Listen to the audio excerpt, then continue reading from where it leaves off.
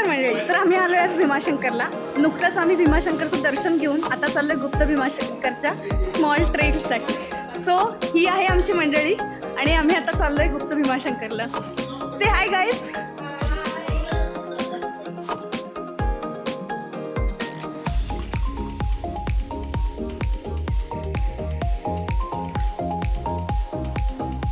भीमाशंकर मंदिरामागील हा रस्ता तुम्हाला गुप्त भीमाशंकरकडे घेऊन जातो. ज्योतिर्लिंगाच्या विरुद्धच हे राम मंदिर आहे आणि हा राम मंदिराचाच रस्ता तुम्हाला गुप्त भीमाशंकरच्या ट्रेलकडे घेऊन जातो.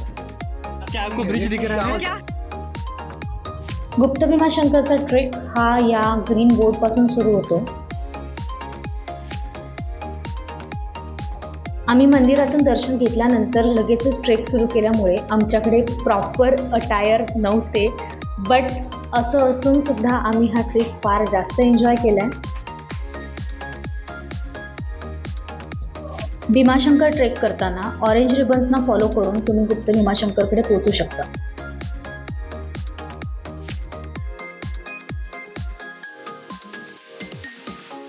हर हर महादेव. हर हर महादेव.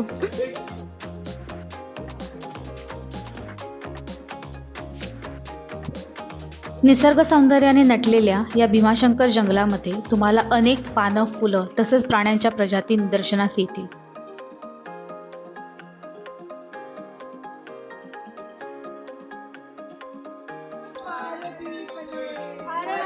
महादेव. सो अर्ध्या रस्त्यामध्येच तुम्हाला असा एक धबधबा, खूप सुंदर असा धबधबा पाहायला मिळेल.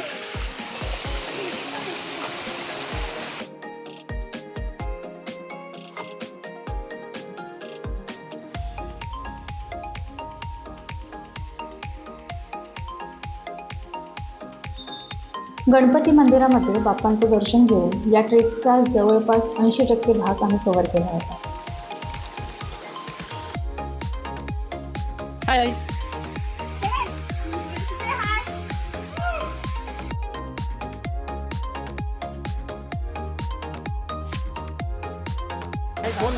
एवढा ट्रेक केल्यानंतर हा व्ह्यू ॲक्च्युली वर्थ आहे. निसर्गाने आच्छादलेला भीमाशंकर जंगल आणि भीमा नदीचं हे थंडगार पाणी जणू एक पर्वणीच.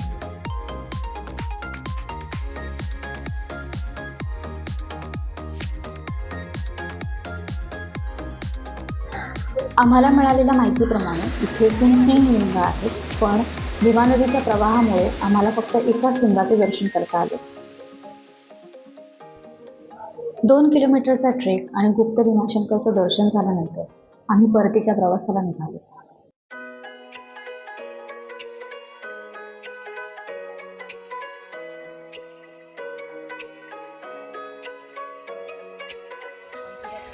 आणि अशा पद्धतीने 9 वाजता आमचा गुप्त भीमाशंकरचा ट्रेक संपलाय.